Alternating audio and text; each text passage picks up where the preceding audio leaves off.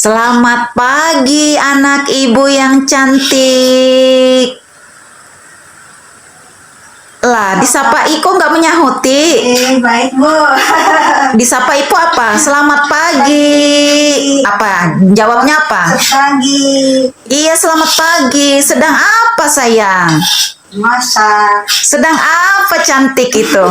Anak ibu itu cantik sekali dia. Wah, wah, luar biasa dia. Sekarang dia sudah bisa mandiri untuk diri sendiri dulu paling tidak. Jadi dia ini tidak lagi ketergantungan ibu. Ada. Bisa ngusurangan. Kalau soal untuk makan dia, ya kan? Makanya sekarang ibu nggak tegur dia walaupun dia tidur. Kalaupun dia bangun lebih belakangan dari temannya yang lain, dia bisa mikirkan untuk makan dia sendiri. Dia bisa ambil sendiri. Dia bisa bikin sendiri. Loh, itu apinya mana? Sudah, Bu. Oh, sudah selesai. Oh, lihat dong hasilnya. Nah, Wah, bikin apa nasi goreng? nasi goreng. Campur apa aja itu? Seorang ya. Kok nggak dicampur sayur-sayur, sayur Beda. kol gitu Beda, loh? Bu, beda. Nasi Sama ya. sawi, Beda. ada saus gitu loh. Kadita. Ini jenang ya. Ah, begitu aja. Oh alah. Waduh, waduh. Pintar sudah dia ini. Bisa masak. Nah, sekarang dia nggak tergantungan sis Aluh lagi. Karena sis Aluh itu dia pagi-pagi, subuh-subuh dia sudah bangun duluan itu sis Aluh itu.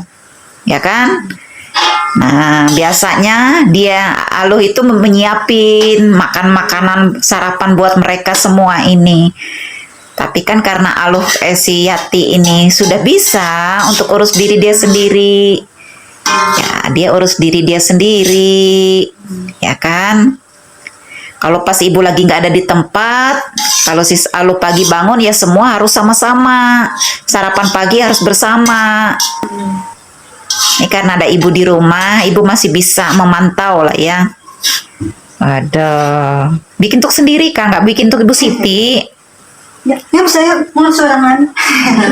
Ibu Siti tadi sudah makan Kang? Tahu. Tadi Lauk apa tadi? telur, telur. Habis mandi kah? Ini basah kepalanya itu? Oh, kok rambutnya nggak dirapiin begitu? Habis tempat riasannya ditutup. Dirapiin dong rambutnya. Kayaknya habis mandi. Ini nih basah kepalanya itu pagi-pagi. Iya. Si Salu sudah makan? Sudah, pintar sudah dia ini. Ya lo harus bisa mandiri sendiri ya. Jangan ketergantungan orang lain aja. Loh, kita ini sudah lengkap, ada organ tubuh semua. Harus punya inovasi, inisiatif, berjuang sendiri. Gitu. Ya. Selalu berpikir nih, setiap hari itu, apa yang harus aku lakukan gitu. Apa yang harus aku kerjakan, hal-hal yang membangun, hal-hal yang berguna, hal-hal yang bernilai, yang positif. Daripada dia merenungkan nasib, mengasihani diri. Ya, kayak gitu. Orang hidup itu punya masa depan. Tuhan tuh selalu merancangkan manusia. Tuh selalu punya masa depan. Ya, kalau Tuhan sudah izinkan kita ada di dunia ini, karena Tuhan punya tujuan dalam hidup kita itu. Ya kan, Bu? Tuh. Ya, tujuan Ibu Siti apa hidup di dunia ini? Ayo. Setiap kali tanya apa yuk? Lupa. Setiap kali tanya Oke. apa yuk? Hah? Mandinya cuma niat subuh, kada tahu lagi kelanjutannya ke Johor kah? Ya, amin.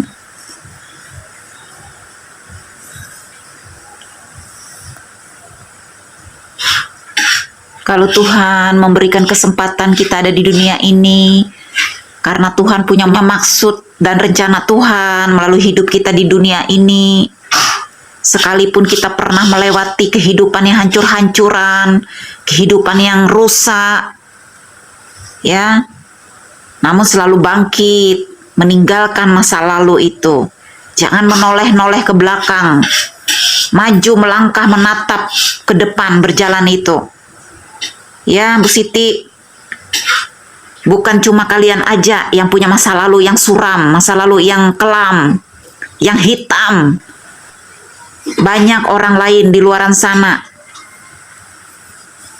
yang memiliki perjalanan hidup di lembah-lembah kekelaman itu. Ya. Tapi ya kalau bisa setelah kita dilahirkan dari rahim ibu, ya kita menjalani hidup di dunia ini ya baik-baik aja. Nggak perlu kita harus melewati hidup yang hancur dulu, baru sadar. Baru bergegas melakukan hal yang berguna, bermanfaat. Itu. Harusnya kita menjalani hidup itu ya nggak usah harus melewati kita terjerembab dulu, baru bangkit. Ya kalaupun harus melalui perjalanan seperti itu, ya kita melihat artinya itu, oh di balik ini semua Tuhan punya rencana yang indah dalam hidupku. Jangan mau lama-lama terpuruk, berada di titik terendah, berusaha kita harus keluar dari zona itu, dari lingkaran itu. Ya, menatap, melangkah, maju ke depan itu. Aku pasti bisa. Aku pasti memiliki masa depan. Selalu memperkatakan, mendeklarasikan. Halo, sis Alu dengar ibu nih. Perkataan-perkataan yang membangun iman itu. Supaya kita nggak menjadi orang yang gundah gulana. Menjadi orang yang depresi, putus asa. Tidak punya pengharapan. Tidak punya masa depan. Kalau kita selalu terintimidasi dengan kata-kata yang melemahkan iman kita, melemahkan semangat kita. Aku tidak bisa. Nasibku sudah begini. Aku tidak bisa berbuat apa-apa. Hidupku sudah hancur. Hidupku sudah rusak. Aku tidak bisa melangkah. Aku tidak bisa berbuat apa lagi. Yang sudah jadi bubur. Kalau di dalam Tuhan itu tidak ada yang seperti itu. Semua itu bisa diperbaiki. Kita nggak bisa membatasi kuasa Tuhan itu. Ya. Kita selalu berjuang, bekerja sama dengan Tuhan, sehingga Tuhan memberikan kekuatan bagi kita untuk dimampukan. Kita bisa bergerak, bisa keluar dari situasi zona lingkaran seperti itu. Ya kan? Tuhan tuh nggak pernah merancangkan manusia itu tidak memiliki pengharapan, tidak memiliki tujuan di dunia ini. Ya. Tuhan suka berpartner dengan pribadi yang memiliki hati yang lemah lembut, hati yang hancur. Hati yang hancur tuh maksudnya hati yang penuh penyesalan. Orang yang memiliki hati yang penuh dengan penyesalan itu, dengan setiap perbuatannya dia lalu menyesal, dia lalu sadar, terbuka mata rohaninya, lalu tersungkur di kaki Tuhan, memohon ampun sama Tuhan atas setiap dosa, pelanggaran, semua masa lalu yang pernah aku lalui, aku lewati. Semua itu karena kebodohanku, semua itu karena ketidakmengertian hidupku. Makanya aku jadi hidup seperti itu. Sekarang aku berterima kasih, aku bersyukur.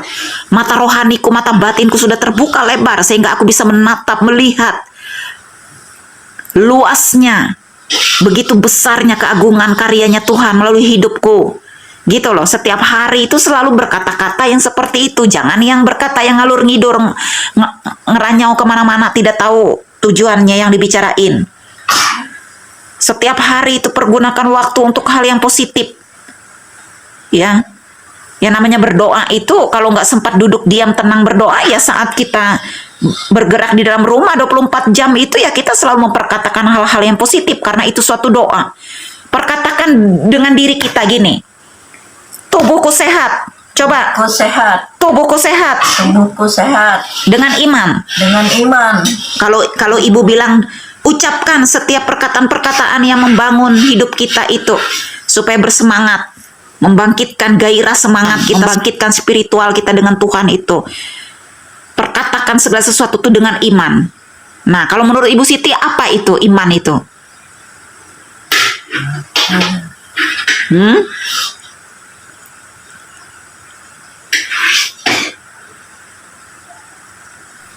Ayo Bu Siti, menurut Ibu Siti apa itu iman? Ibu ini kan sudah sering kali menyampaikan kepada kalian. Kalian harus bergerak, bertindak, melakukan segala pekerjaan, aktivitas, apapun itu harus dengan iman. Apa yang kalian harapkan dari Tuhan itu segala sesuatunya harus dengan iman. Ayo, apa Bu? Apa loh? Sis Aluh iman itu? Gimana takutnya? Lupa. Apa sih, Yati? Teguring Deden. Hah? Teguring iman apa aja iman? Nah, kalau ada nama orang iman tuh bersyukur dia memiliki nama iman. Artinya itu nama dia sesuai dengan perkataan itu, sesuai dengan namanya iman. Iman adalah dasar dari segala sesuatu yang kita harapkan dan bukti dari segala sesuatu yang tidak kita lihat. Kita harus memiliki iman yang seperti ini ya. Iman yang percaya terlebih dahulu bahwa itu sudah terjadi. Walaupun Ibu Siti belum melihat saat ini di depan mata jasmaninya Ibu Siti. Namun Ibu Siti memiliki iman, aku sudah melihat hari ini bahwa masa depanku sudah ada di depan mataku. Aku sudah melihat kesembuhan itu terjadi atas diriku. Aku sudah melihat bahwa aku sudah sembuh dari gangguan jiwaku. Hari ini juga sudah sembuh. Nah, itulah yang dikatakan iman. Artinya itu Ibu Siti sudah melihat kesembuhan itu sudah terjadi lebih dulu, lebih awal kesembuhan itu sudah terjadi. Nah, maksud melihat itu artinya melihat dengan mata iman, melihat dengan mata rohani, melihat dengan mata batin. Walaupun saat ini belum bisa dilihat dengan kasat mata jasmani. Namun Ibu Siti sudah percaya lebih dulu bahwa Ibu Siti sudah sembuh dari kejiwaan. Itulah iman. Yang penting kita memiliki iman terlebih dahulu. Itu yang menjadi bagian kita yang harus kita kerjakan. Selanjutnya kita serahkan kepada kedaulatan Tuhan. Tuhanlah yang melakukan bagian Tuhan seterusnya selanjutnya. Melalui iman kita itu tadi di hadapan Tuhan. Tuh, kita tunjukkan bahwa ini loh imanku di hadapan Tuhan. Nah, Tuhan juga melihat hati kita, iman kita. Oleh sebab itu selanjutnya Tuhan melakukan bagiannya Tuhan. Dia menyembuhkankah? Dia tidak menyembuhkankah? Itu haknya Tuhan, kedaulatannya Tuhan, terserahnya Tuhan, sesuka-sukanya Tuhan. Yang penting kita melakukan bagiannya kita, memiliki iman itu tadi. Nah, kalaupun tiba-tiba kenyataan hasil dari jawaban doa itu tadi, iman yang kita ajukan di hadapan Tuhan, tiba-tiba kita belum juga melihat kesembuhan itu terjadi di depan mata dengan mata jasmani kita, ya kita nggak boleh menyerah, nggak boleh putus asa. Tetap kita beriman. Artinya kita tetap berharap, bergantung penuh, mengandalkan sepenuh bahwa Tuhan itu nyata dan Tuhan itu ada dan Dia hidup. Ya, Dia hidup dalam hidup kita. Jadi nggak boleh kita putus asa. Kalau kita putus asa, artinya kita tidak mempercayai bahwa Dia ada. Ya terserah Tuhan, sesuka-sukanya Tuhan, kedaulatannya Tuhan, kapan waktunya Tuhan, Dia mau menggenapi permohonan dan permintaan kita itu tadi. Itu semua itu waktunya Tuhan. Ya. Karena kalau detik ini pun kita beriman, lalu kita meminta kesembuhan hari ini pun sembuh, kalau Tuhan melakukan bagiannya Tuhan, ya hari ini pun ya Tuhan bisa lakukan itu karena Dia Tuhan yang berkuasa, penuh kuasa. Tapi pertanyaannya, bilang Tuhan kalau saat ini, detik ini aku menjawab imanmu, aku menjawab doamu, permohonan doamu itu, apakah engkau seterusnya tetap mengandalkan aku, bilang Tuhan. Selanjutnya, apakah engkau bergantung penuh kepada aku, apakah cukup puasanya sebatas ini saja. Setelah hari ini diberikan pemulihan, kesembuhan dari gangguan jiwa, apa tetap berharap mengandalkan aku, bilang Tuhan. Apakah cukup puas sebatas itu? Nah, kenapa kadang kita diizinkan harus melalui proses, Bu Siti, untuk pendewasaan iman kita, pendewasaan kerohanian kita. Semua diizinkan harus melewati proses. Proses itu setiap orang tuh ya berbeda-beda. Yang pasti Tuhan itu tidak pernah memberikan melebihi dari kekuatan kita. Ya, karena Dia selalu ada bersama kita. Dia nggak pernah meninggalkan kita loh, di saat dimanapun situasi keberadaan kita, di tempat gelap pun kita, di lembah-lembah kelam pun kita, Dia selalu ada bersama dengan kita. Ya, kalaupun kelihatannya Dia tidak ada bersama kita, itu karena ya kita tidak peka, karena dosa dan perbuatan kita yang membuat Dia jauh dari kita, seolah-olah hubungan kita dengan Tuhan itu terputus. Padahal Dia itu sayang sama kita. Harus selalu setiap hari itu mengalami Tuhan dalam hidup kita. Kalaupun terkadang kita tidak sadar, mungkin melakukan kesalahan yang melukai hati Tuhan, yang melukai hati orang-orang terdekat dengan kita, hati pasangan kita, suami, istri, anak, orang tua, tetangga, lingkungan kita, orang-orang terdekat kita. Ya, kita harus cepat-cepat sadar. Cepat-cepat memohon ampun, ampuni aku Tuhan, kalau barusan tadi aku baru menyakiti hati temanku, aku barusan melukai hati pasangan hidupku, anakku, orang tuaku, saudara-saudaraku. Ya, setiap hari kita harus memohon ampun sama Tuhan, melepaskan pengampunan. Yang utama itu adalah harus melepaskan pengampunan. Ya, kalau kita tidak bisa mengampuni, Tuhan juga sulit mau mengampuni kita. Ya, Ibu, oi. sini mau batuk gimana apa yuk? Nah, sini. Sejak kapan? Hah? Sejak kapan? Tadi, sudah sembuhkan ya, sini sakit lah, kuan sakit, batuk kan lu karena mampir, terus sakit lah. Ya. Kan gue, Coba taruh tangannya di leher gitu. Taruh tangannya di leher. ini. Iya, taruh gini. Kan hati ya kok, penyakit hati, makan penyakit hati ya kok, batukan, jangan penyakit hati ya kok. Ya kok, jangan batukan gini. Gejala-gejala batuk, gejala-gejala gatal di tenggorokan aku, di leher aku saat ini. Aku batalkan. Itu ya. Batal saat ini. Batalkan. Sembuh hari ini juga. Ya. Sakit mana sih kan? Iya. Ya. Itu aja. Tuh loh Bu Siti ya. Tiap kali apa yang disampaikan Ibu tuh. Kalau kan sakit ya, malam sampai sakit itu bulan suci itu dasarnya udah rasa gak bisa kayak apa ya. Ada bawang putih tau Bu? Bawang putih ya ada. Si sakit mana? Bikin aja bawang putih. Jangan banyak-banyak lah. 2 biji tau Bu? Murah. 2 biji. Ya, jangan juga satu aja. Satu ya. Soalnya kalau kebanyakan juga bawang putih itu bisa, kalau jantung enggak kuat juga. Bisa rasa sakit. Mau meninggal. Iya, ini kalau jantung nggak kuat debar-debar. Bumbu jahe, jeruk hangat, itu juga ciptaan Tuhan. Artinya bahan-bahan alami lah ya. Semacam obat juga kan banyak juga racikan yang dari memang bahan-bahan alami. Seperti sirsak. Sirsak itu kan untuk menyembuhkan kanker. Seperti buah jambu biji, jambu merah itu kan untuk menurunkan trombosit gitu loh. Hanya saja kan ya kalau sudah di kedokteran kan kita harus menggunakan resep dokter gitu yang sudah menjadi obat itu kan. Ya intinya semua itu ya harus yang utama doa. Ya. Gitu. Apa yang kita kerjakan tuh kita mengerjakan seperti untuk Tuhan. Ya Bu Siti. Diangkat Maya. Iya, diangkat. Ya. Ibu berterima kasih sama kalian ini ya, Sis Alo. Oh, Sis. Ibu Siti, Yati, terima kasih Ibu sama kalian ini.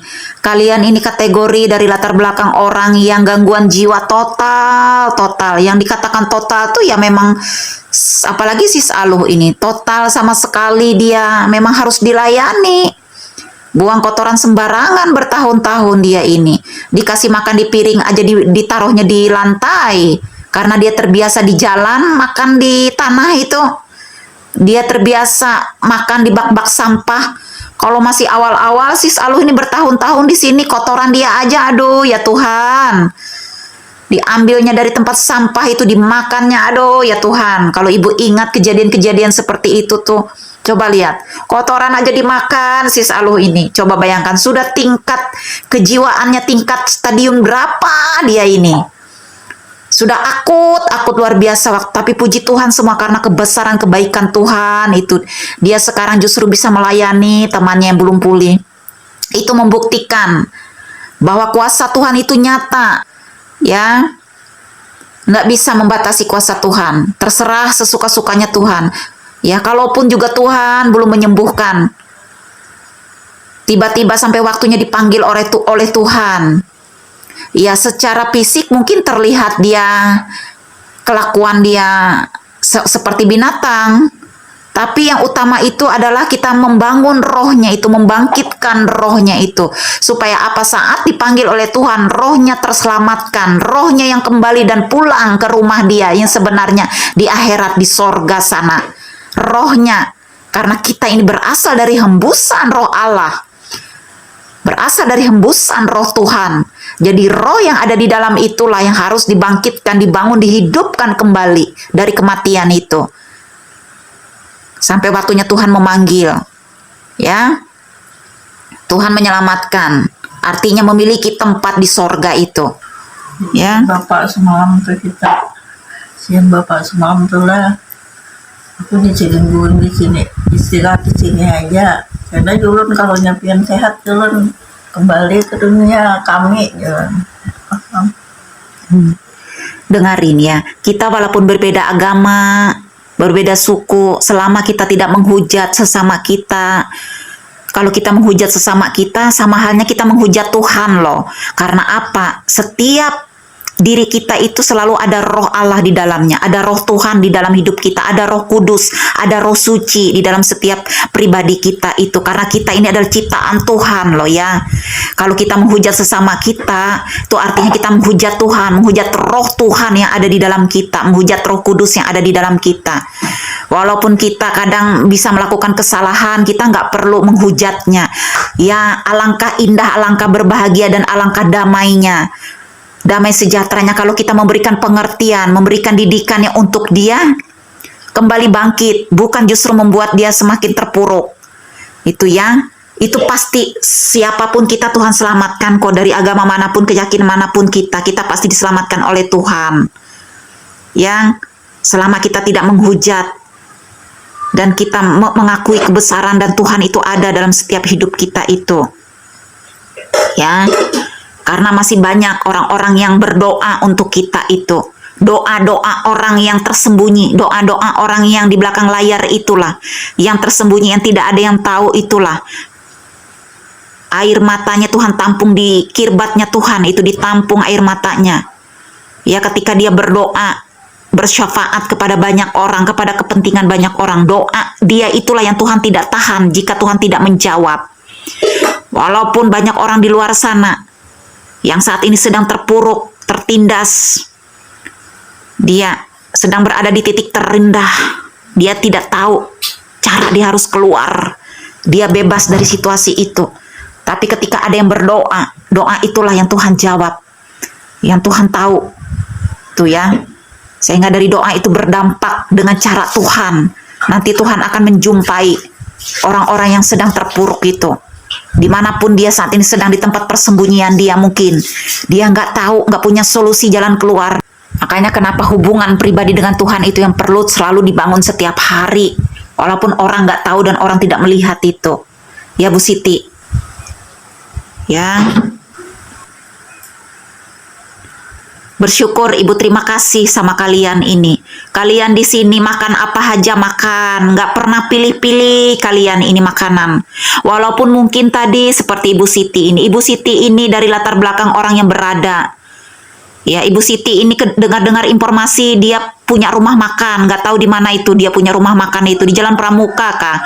Di masa lalunya Ibu Siti, latar belakangnya dia orang berada. Ibu Siti ini memiliki banyak keluarga besar di kota Banjarmasin ini. Dengar-dengar informasi ini. Ketika dia di sini Dia nggak pernah pilih-pilih makan. Semua makanan apa yang ada dibikin ibu, dia makan. Nggak pernah juga meminta menuntut yang lebih. Apa yang ibu makan itu yang mereka makan. Kalaupun nggak ada lauk pun, cuma lauk kerupuk pun juga tetap makan mereka. Itu yang membuat ibu itu berterima kasih sama kalian. Ya, terima kasih buat kalian. Ibu bangga membina kalian itu sebenarnya. Karena dibanding dengan orang-orang yang ibu layani, orang-orang yang dikategorikan normal ya, mereka merasa mereka tidak kejiwaan, tapi ketika mereka ditegur, mereka justru keluar tanduk, justru mereka melawan, justru mereka memberontak. Makanya terjadi perdebatan. Tapi orang-orang yang semacam kayak kalian ini, kalian bisa menerima dan kalian bisa berubah. Dan buahnya kelihatan, hasilnya kelihatan. Artinya Tuhan hadir. Tuhan ada bersama-sama dengan kalian. Tuhan melihat kalian yang sebenarnya. Makanya kenapa Tuhan memberikan kekuatan buat kalian itu, memampukan kalian untuk kalian berjuang keluar dari tekanan hidup kalian itu. Itu yang ibu itu berterima kasih sama kalian. Kalian nggak pernah pilih-pilih makanan di sini itu. Kadang nggak ada lauk pauk pun, nasi putih pun kalian makan. Itu loh, Bu. Terima kasih Tuhan. Ampuni kami jika terkadang kami salah di hadapan Tuhan, jika terkadang kami melukai hati Tuhan, melukai hati sesama kami. Tuhan ampuni kami. Tuhan sucikan hati kami saat ini. Terima kasih sekali. Memang karena di sini tempatnya merehab orang-orang yang rusak, orang-orang yang hancur. Jadi bengkel di sini memperbaiki yang sudah rusak. Yang mungkin bagi manusia, tidak mungkin dia bisa diperbaiki lagi. Tidak mungkin dia bisa sembuh. Tapi Tuhan itu kedaulatan Tuhan, gak bisa membatasi maunya rencananya Tuhan. Semua kita serahkan ke tangan Tuhan. Kalaupun memang ada yang memang kelihatannya itu tidak sembuh, mungkin dia mengalami kejiwaan seumur hidup. Yang penting utama kita sudah melakukan bagian kita. Yang utama kita membangkitkan spiritualnya yang ada di dalam itu. Karena sampai waktunya, kalau Tuhan memanggil dia tetap juga terselamatkan. Dia juga memiliki rumah di sorga tuh. Tetap kita lakukan bagian kita untuk membangun spiritualnya, memperbaiki rohnya yang ada di dalam itu, yang tadinya sudah kering, hampa, mati, terputus hubungan dengan Tuhan. Makanya orang kalau terputus hubungan dengan Tuhan, kadang tingkah laku secara jasmani yang termanifestasi, terimpartasi yang di luar itu seperti kelakuan binatang. Padahal sesungguhnya kita ini manusia. Ya. Kalau ibu banyak melayani orang yang dikategorikan normal aja, apalagi kalau dia sudah kelihatannya pintar, dia mengerti segala sesuatunya, banyak wawasan, banyak pengetahuannya, namun sesungguhnya dia tidak menyadari kalau dia juga banyak kekurangan dalam hidupnya. Yang dia tidak sadari, dia memiliki akhlak, tabiat, kelakuan, karakter yang tidak menyenangkan orang di sekitarnya, yang tidak menyenangkan Tuhan. Tapi ketika diberitahu, dia tidak terima habis-habisan, justru dia menyerang balik. Justru dia mencari-cari kesalahan orang untuk pembenaran dirinya, untuk membela dirinya. Nah makanya kan kalau kita memiliki karakter seperti itu, Tuhan itu kan sangat tahu yang namanya di dalam kedalaman hati kita, ketulusan hati kita, motivasi hati kita, itu yang Tuhan sangat tahu. Makanya kadang Tuhan bisa mengubah hidup orang tersebut itu. Karena apa? Dia rendah hati, dia hati yang lembut, mau dibentuk, mau diubahkan oleh Tuhan. Dan Tuhan cari itu kan seperti itu. Ya, seburuk-buruknya masa lalu kita, ketika kita datang tersungkur di hadapan Tuhan, Tuhan bisa tolong kita. Ya, terima kasih kalian. Dari segi makan aja kalian ini nggak pilih-pilih. Ibu nih banyak nih melayani juga orang-orang yang dikategorikan yang dia merasa tidak kejiwaan, tidak stres, tidak depresi seperti kalian itu, justru makan pilih-pilih. Ya, ini contoh nih pengalaman pribadi ibu sendiri ya. Kalau dulu ini kan ibu ini kan kebiasaan hidup berada dari sisi materi. Selalu ada materi di dalam dompet itu. Tidak pernah kosong di dalam dompet ibu itu berjuta-juta. Itu kalau dulu ya, kehidupan ibu itu. Makanya kalau ada makanan itu suka buang-buang. Masih banyak makanan yang masih bisa dimakan, dibuang. Beli lagi makanan yang baru. Masak lagi makanan yang baru. Selalu begitu. Dengan alasan apa? Menjaga kesehatan dari sisi itu. Tapi kalau ya itu semua kembali ke dalam hati kita. Selalu dibawa dalam Tuhan. Tuhan, aku gak punya duit. Tuhan, aku cuma ada makanan ini, Tuhan. Ini makanan yang sudah berhari-hari, Tuhan. Mau tidak mau harus aku makan makanan ini. Aku percaya tubuhku tetap sehat dalam pemeliharaan Tuhan. Karena aku gak punya duit untuk beli makanan yang baru, makanan yang lain. Ya Tuhan jaga. Karena apa? Hati kita itu tadi di hadapan Tuhan. Nah. Oh dulu tuh apa? Suka buang makanan, pilih-pilih makanan. Oh gak suka makanan yang ini, yang itu. Repot jadinya. Jadi memiliki pribadi yang suka ngerepotin orang saat masa-masa memiliki duit itu, duit banyak itu ya. Nah, kalau sudah memiliki pribadi yang suka ngerepotin orang, selalu minta dihargai, minta dihormati orang, minta disembah-sembah oleh orang, dihormati orang, lalu pada saat kita menjadi tamu, datang ke tempat orang, diundang orang, ada acara apa, ada acara apapun, kalaupun nggak ada acara, misalnya nggak diundang, waktu kita ke tempat orang, nginap di rumah orang pun, kita jangan merepoti orang. Gitu. Apa yang sudah disediakan oleh orang, masakan atau lauk pauk atau makanan, ya itu kita makanlah. Jangan seolah-olah kita datang ke tempat orang, ke rumah orang, karena memang kita nggak bisa makan. Contoh, aku nggak bisa makan kelumbuai. Nih, sementara itu orang lauknya hanya ada di rumah dia, di kulkas dia cuma lauk kelumbuai, kangkung, misalkan. Tapi karena kita nggak bisa makan kangkung dan kelumbuai itu, akhirnya kan kita nggak makan, jadi lapar kita di rumah orang itu. Nah, sedangkan yang punya rumah, tuan rumah kan nggak tahu kalau kita nggak bisa makanan yang disuguhkan itu. Ditanya lah oleh yang punya rumah, kenapa Bu nggak makan? Oh mohon maaf, saya nggak bisa makan kelumbuai atau makan kangkung itu, atau makan kaki ayam itu, atau makan ikan patin, atau makan ikan lele. Nggak bisa saya. Misalnya kan seperti itu. Sementara yang disuguhkan yang punya rumah cuma itu makanan. Lalu gimana itu? Masa yang punya rumah harus seini pergi keluar, pergi ke pasar, beli dulu makanan apa yang kita bisa. Beli ayam dulu ke pasar, makanan supaya untuk menyuguhkan kita ini yang kita ini jadi kayak raja, dihormati, dihargai lalunya. Seperti itu. Lalu pergi ke pasar, itu kan jadi ngerepotin orang. Nah, dulu ibu ini nggak bisa makan sayur-sayuran yang dibilang orang yang sekarang itu ada sayur, apakah itu sayur yang kayak rumput itu, yang ada dijual orang di pasar itu ibu belum pernah menyentuh sayur-sayur seperti itu, belum pernah ibu makan. Kayak gitu. Ceker ayam, kaki ayam pun ibu nggak bisa makan dulu itu. Ya, muntah ibu tuh, enek ibu, tenggorokan ibu nggak bisa dipaksa ibu. Kalau memang dasarnya ibu nggak bisa makan, nggak bisa dipaksa, muntah ibu, mual ibu. Ikan patin ibu nggak bisa makan. Tapi kenapa sekarang semua ibu bisa makan? Ikan patin ibu bisa makan. Dulu harus digoreng aja ikan patin. Kalau nggak digoreng muntah ibu. Kalau dimasak yang berkuah, berair itu. Kayak gitu. Sekarang semua bisa. Kaki ayam ibu bisa makan, ceker ayam itu. Karena apa? Setiap kali ibu mau makan ceker ayam tuh, yang ibu ingat gini, ceker-ceker tanah itu loh, kotor. Jadi ibu mual. Ternyata sekarang apa? Semua ibu bisa makan. Karena apa? Saat ibu pergi pelayanan ke desa-desa, di desa-desa itu kan banyak orang miskin tuh. Banyak orang nggak punya apa-apa.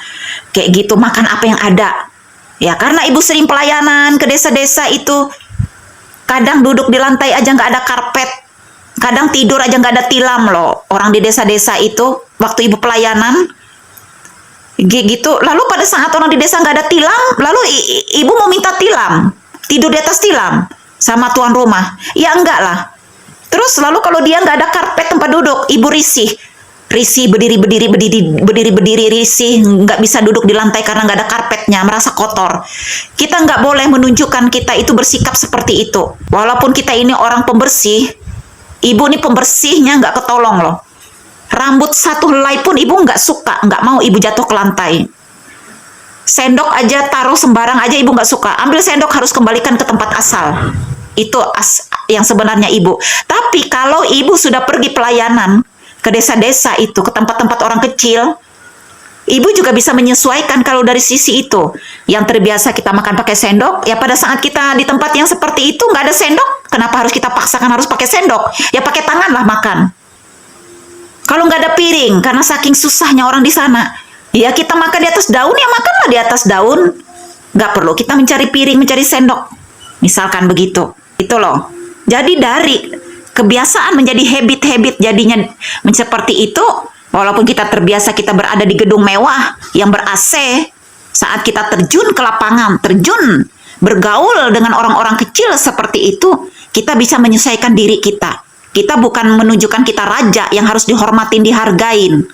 Jadi itulah yang dikatakan kita memiliki sikap, bersikap rendah hati itu seperti itu. Bisa kita menempatkan diri kita. Yang tadinya ibu aja nggak bisa makanan sayur yang dibilang orang sayur rumput itu ada dijual di pasar itu. Ternyata ketika ibu hadir di salah satu rumah, itu baru pertama ibu itu belum pernah makan, tapi ibu langsung bisa makan. Karena apa? Karena sudah pola pikir, cara berpikir ibu itu, paradigma ibu sudah diubahkan oleh Tuhan. Nggak ada ibu merasa enak, mau muntah, mual tuh nggak ada.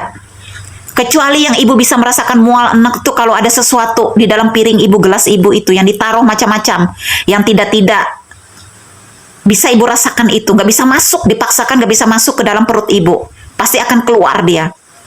Ada hal-hal yang tidak berkenan itu di dalam makanan itu. Makanya nggak bisa nerima dia, nolak dia di dalam tenggorokan itu.